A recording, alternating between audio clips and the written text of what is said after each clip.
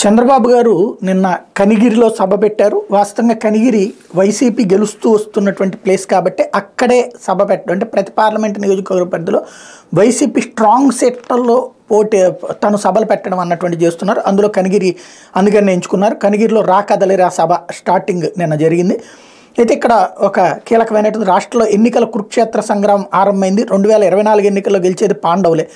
అందరం కలిసికట్టుగా పనిచేసి రాష్ట్రాన్ని కాపాడుకుందాం. శాసనసభలో నా భార్యను అవమానించిన కౌరవుల దండుని ఓడించి గౌరవ సభలో అడుగు పెడతాం. తెలుగు జాతికి స్వర్ణయుగం తీసుకొద్దామంటూ తెలుగుదేశం పార్టీ అధినేత చంద్రబాబు ఎన్నికల శంకరావం మోగించారు అన్నటువంటి వార్తని ఇవాళ హైలైట్ చేసింది ఈనాడు కానీ ఆంధ్రజ్యోతి కానీ. బాగుంది. కానీ ఇందులో కురుక్షేత్రంలోనైనా లేకపోతే రామాయణంలోనైనా సరే యుద్ధంలో సంఖ్య ఎక్కువ ఉండేటువంటిది ఎవరికి?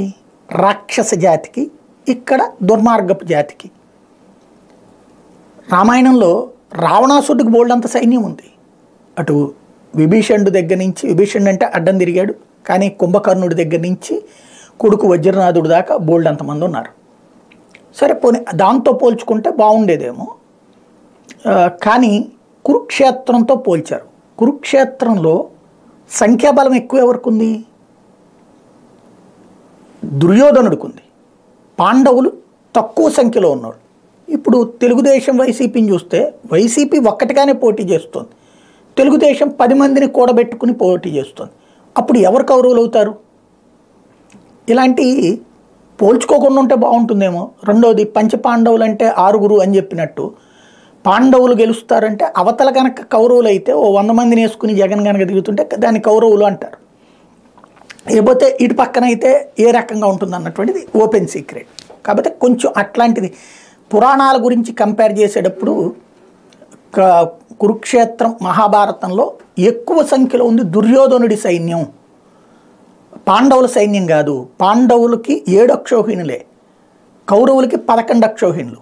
ఇక్కడ చూస్తే రాజకీయాలు పోయిన ఆ యాంగిల్లో కంపేర్ చేస్తే జగన్మోహన్ రెడ్డి ఒక్కడే ఉన్నాడు.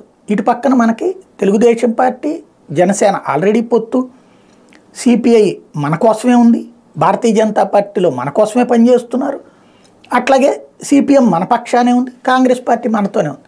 ఎంతమందిని కలిపితే కౌరవులు అవుతారా, లేకపోతే ఒక్కడిగా ఉంటే కౌరవులు అవుతారా అన్నటువంటిది కొంత కన్ఫ్యూజన్ అవుతుంది.